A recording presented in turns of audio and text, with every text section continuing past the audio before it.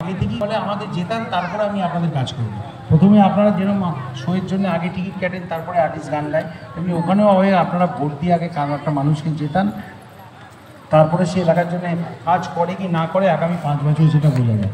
আমাকে বলুন যে আপনারা কোন নিরিখে অর্জুন সিং আপনাদের কাছে ভোট চাইতে পারে যে আমাদের ভোট দিয়ে আপনারা জেতান, আগামী 5 বছর আমি আপনাদের কাছে কাজ করব। তার জন্য কি উনি ব্যারাকপুর করেছেন পুরোপুরি দাঙ্গা মারামারি এইসব ছাড়া অর্জুন সিংয়ের ক্লেম টু ফেম যেটা আমরা বলি সেটা আর কি, এলাকার মানুষের জন্য উনি পথটাকে আঁকড়ে ধরে এদিক ওদিক করছেন, দু নৌকায় পা দিয়ে মানুষকে আরও বেশি দোলাচলে রেখেছেন। কিন্তু এলাকার মানুষের কথা কবে কোনোদিন দেখেছেন যে আপনাদের ইয়েতে সংসদে আমাদের পার্লামেন্টে কখনো অর্জুন সিং ব্যারাকপুরের কথা রেখেছে বলিষ্ঠভাবে? কোনোদিন দেখেছেন সেভাবে কখনো ভোটে কোনো দিন কথা বলতে পার্লামেন্টে?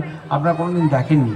এবং সেই জন্যই আমার আসানসোলের আমি দায়িত্ব পেয়েছি, ওখানে যেতে হচ্ছে, আসাম অনেক জায়গায় ঘুরতে হচ্ছে।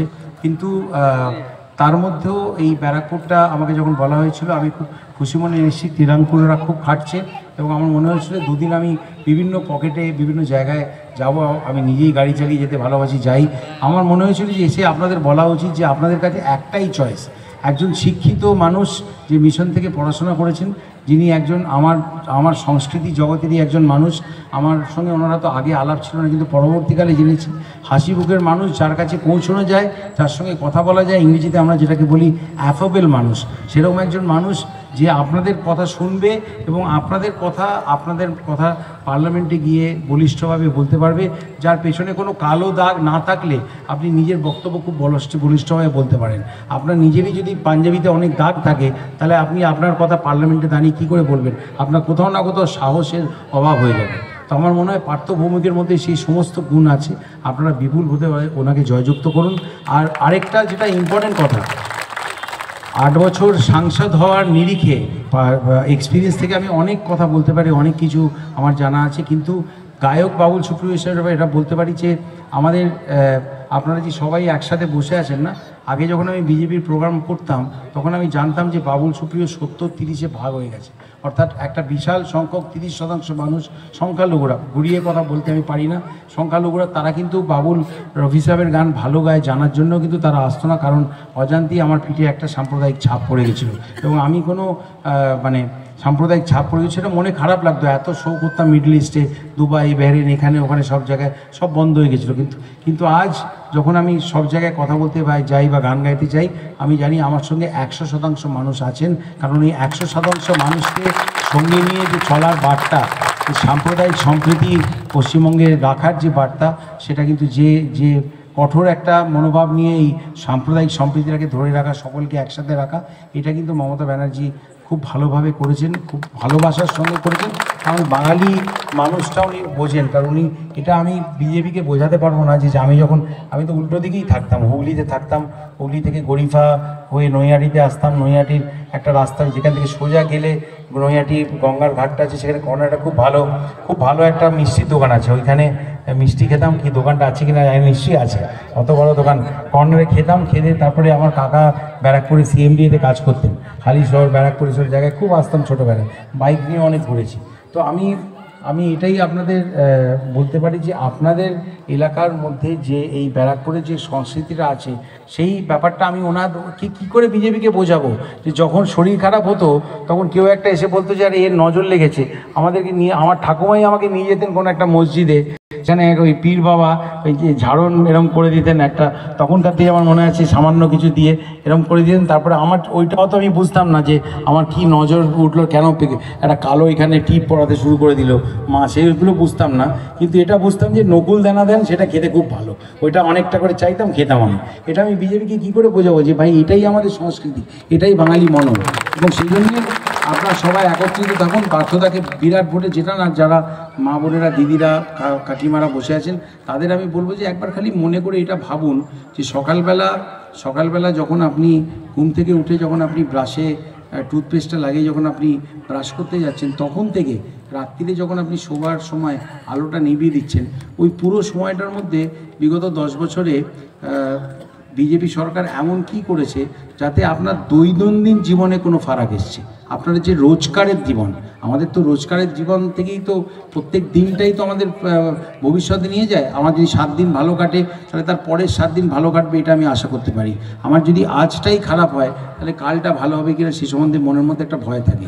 তো আমাদের প্রত্যেকটি দিনেরতে জীবনটা কিভাবে বদলেছে আপনি কিছু খুঁজে পাবেন না। হয়তো বড় বড় রাস্তা হয়েছে, এটা হয়েছে, সেটা হয়েছে, অনেক কিছু হয়েছে, কিন্তু আপনাদের এলাকার আপনার চারপাশে বেকারের সংখ্যা বেড়েছে। মুদ্রাস্ফীতি যেটা আগে 10 টাকায় যে জিনিস 100 টাকায় যে জিনিস কেনা যেত সেটা আজকে 240 টাকা লাগছে। আরও এরকম অনেক ডেটা আছে। তারপরে যেভাবে উনি সংখ্যালঘুদের বিরুদ্ধে ডাইরেক্টলি 2002 সালে গুজরাটে উনি ওই ভাষা বলেছিলেন যে জিনকে আমারে ঘর মে 5 আর আমারে বাচ্চে 25, এই কথাটা উনি 2002 সালে বলেছিলেন। আবার 2024-এর আগে উনি সেই পুরো বিতর্কটাকে উস্কে দিয়ে এইভাবেই মানুষকে বিভাজন করতে চাইছেন। কিন্তু এই সারা দিনের যে দৈনন্দিন জীবনে মোদিজি হয়তো ওই উজ্জ্বলা যোজনাতে যে গ্যাসের সিলিন্ডারগুলো দিয়েছেন সেটা হয়তো অনেকে পেয়েছেন, কিন্তু সেটা গ্যাসের দাম এমন আকাশ ছোঁয়া করে দিয়েছেন যে সেই গ্যাসের সিলিন্ডার ভর্তি করার, সেটাকে ফিল আপ করার কিন্তু ক্ষমতার কারোর কাছে নেই। এবং এই কথাটা সুষমা স্বরাজ যখন বেঁচেছিলেন একবার আমাদের ক্যাবিনেট মিটিংয়ে উনি বলেছিলেন যে এখন তো গ্যাসগুলো দেওয়া হচ্ছে, কিন্তু পরবর্তীকালে এটা যাতে মানুষ ভরতে পারে তার কি ব্যবস্থা আমরা করছি। তখন ওনাকে চুপ করে দেওয়া হয়েছিল, আর আগে যাওয়া হয়নি। ওইগুলো এখন বাড়িতে আলনা হিসেবে থেকে গেছে, গামছা শুকোয়, শাড়ি শুকোয়। দেখবেন আপনি যদি যাদের কাছে সিলিন্ডার আছে তারা ব্যবহার করে না, পাশে রাখা থাকে, তারপর আরেকটা স্টোভ থাকে, কি কেউ একটা মাইক্রোওয়েভ লাগে, এইসব চলে। তো সেইখানে যদি আপনি দেখেন যে আপনাদের দৈনন্দিন জীবনে কিন্তু লক্ষ্মীর ভাণ্ডার হোক, রূপশ্রী হোক, কন্যাশ্রী হোক, স্বাস্থ্যসাথী হোক, এবং এরকম আরও অনেক প্রচুর সামাজিক পরিকল্পনা কিন্তু দিদি আপনাদের জন্য করেছেন, যেগুলো আপনাদের দৈনন্দিন জীবনে যারা ছাত্রছাত্রী, কন্যাশ্রী, রূপশ্রী থেকে আরম্ভ করে মেধাশ্রী, তারা সাহস পাবে, তারা প্রতিদিন দিনে আমাদের দেশে বড় লোকেরা আরও অনেক বেশি বড় লোক হয়েছে, আর যারা গরিব লোক তারা দিনকে দিন আরও বেশি গরিব হয়েছে। সরকার যারা আমাদের থেকেই টাকা নিয়ে, আপনাদের টাকা তো আপনাদের কাজ তো কেউ আমরা পকেট থেকে পয়সা দিয়ে করি না, আপনারা যে ট্যাক্স দেন সেই ট্যাক্সের টাকাই আপনাদের কাজ আমাদের করে দেওয়া উচিত, যেটা আপনারা আমাদেরকে বলেন। তো আপনাদের সাংসদ এমন একজন হওয়া উচিত যার কাছে আপনারা পৌঁছে সেই কথা বলতে পারবেন, যার চরিত্রে, যার পড়াশোনায়, যার সামাজিক তার পরিচিতিতে, যার মধ্যে সেই বলিষ্ঠতা আছে, যাতে সেই কাজটা আপনার যদি করতে নাও পারেন তাহলেও আপনাদের বলতে পারবেন যে দেখুন এটা আপনি বলেছিলেন, এটা কিন্তু আমি করতে পারলাম না। তো এটা আমি নিজে 8 বছরে একজন সাংসদ থাকার অভিজ্ঞতা থেকে বলছি যে আপনারা এই প্রতিদিনের কথাটা ভাবুন, যেভাবে পশ্চিমবঙ্গে আমরা সাম্প্রদায়িক সম্প্রীতি নিয়ে সবাই মিলে একসাথে রয়েছি, এইটাকে আপনারা, এবং যারা বাঙালি মন বোঝে, বাঙালি কোন জিনিসটা তার খারাপ লাগে, কোনটা তার ভালো লাগে, খালি পশ্চিমবঙ্গে এলাম আর কোথাও একটা মালা পরিয়ে দিলাম, সেটাতেই কিন্তু বাঙালি খুশি হয় না। বা বাঙালি মায়ের গর্ভে আমি পরের বার জন্ম দেবো, এখানেও বললাম, গুজরাটেও বললাম, মধ্যপ্রদেশেও বললাম, মহারাষ্ট্রেও বললাম, একসাথে 6-7টা মোদিজি পরের জন্মে জন্মানোনি, আমার কোনো আপত্তি নেই, কিন্তু সেটা সম্ভব না। বা সেটা বলে বাঙালিকে আর যাই করুক চিকেন করা যাবে না। তো আপনাদের চিকেনের বাংলাটা আমি আর বললাম না। যাই হোক, আপনারা ভালো থাকবেন। খুব ভালো লাগলো, ছোট ছোট জায়গায় বলতে হবে, কারণ এরপরে আরও 2 জায়গায় আমাকে যেতে হবে। 2 জায়গায় না গেলে তৃণাঙ্কুর বলেছে চাও খাওয়াবে না আমাকে। তো আমি সব জায়গায় গিয়ে একটু বলবো। আপনাদের সবাইকে দেখে খুব ভালো লাগলো, ভালো থাকবেন। আর 4 তারিখে আপনারা জিতবেন, তার আগাম শুভেচ্ছা আমি পার্থদা এবং আপনাদের সবাইকে জানাই। Thank you so much. দেখুন, আমি যখন বক্তৃতার শেষের দিকে পৌঁছই না, আমি আশপাশের লোকের নড়াচড়া দেখেই বুঝতে পারি যে ওরা বলবে যে একটা গান গান, কারণ আমি হচ্ছি বাই 1 গেট 1 ফ্রি। সাবান কিনলে তেল ফ্রি, অথবা তেল কিনলে সাবান ফ্রি। যারা আমায় গান গাইতে তাকে বলে যে মন্ত্রী ডেকে কী করবো, গান তো উনি গাইছেন, তার আগে একবার এসে প্রদীপটা জ্বালিয়ে দেবেন। আর যারা প্রদীপ জ্বালাতে থাকে তারা বলে তো প্রদীপ তো জ্বালাতে আসবে, আমরা 3-4টে গাইয়ে নেবো, চিন্তা করিস না। কাজে আমি আগেই জানতাম ওটা। আমি আরে বম্বে কাঁপিয়ে ভারত নাচিয়ে এসেছি দেখো ব্যারাকপুরে, কহো না প্যার হ্যায় গানেতেই পরিচয় হয়েছে, তবু বলা যায় মনটা আমার বাঙালি, আমরা সবাই বাঙালি।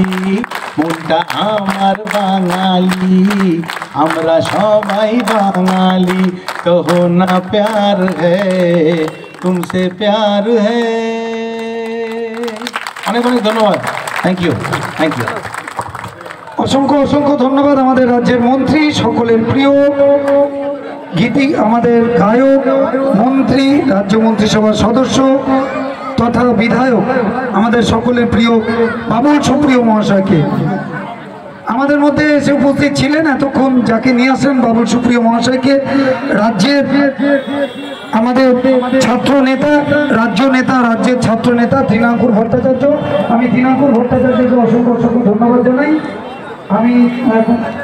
আমি দীপক লাহিড়ী আমাদের মধ্যে এসে উপস্থিত রয়েছেন জেলা পরিষদের পূর্বের কর্মাধ্যক্ষ, আমাদের উত্তর চব্বিশ পরগনা জেলার তথা ব্লকের সভাপতি বলরাম শাস্ত্রী আমাদের মধ্যে এসেছিলেন।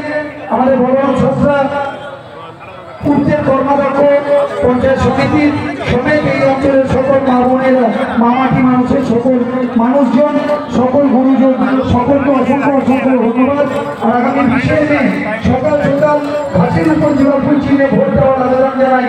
ভাইরাসকে মুন্ডার মুক্ত করতে আমাদের যে অধিকার প্রার্থীকে জিতিয়ে ঘাসের উপর জোড়াফুল চিহ্নে ভোট দিয়ে বিপুল ভোটে নির্বাচন করে ব্যারাকপুর থেকে প্রতিনিধিত্ব করতে দিল্লির মহাসভায় পাঠাতে হবে, মমতা ব্যানার্জির সংসদ করতে হবে। এই কথা বলে আজকের সভা এখানেই সমাপ্তি ঘোষণা করলাম। জয় হিন্দ, বন্দে মাতরম, তৃণমূল কংগ্রেস জিন্দাবাদ, মমতা ব্যানার্জি জিন্দাবাদ। বন্দে মাতরম, তৃণমূল কংগ্রেস জিন্দাবাদ, মমতা ব্যানার্জি জিন্দাবাদ, অভিষেক বন্দ্যোপাধ্যায় জিন্দাবাদ, পার্থ চ্যাটার্জি জিন্দাবাদ,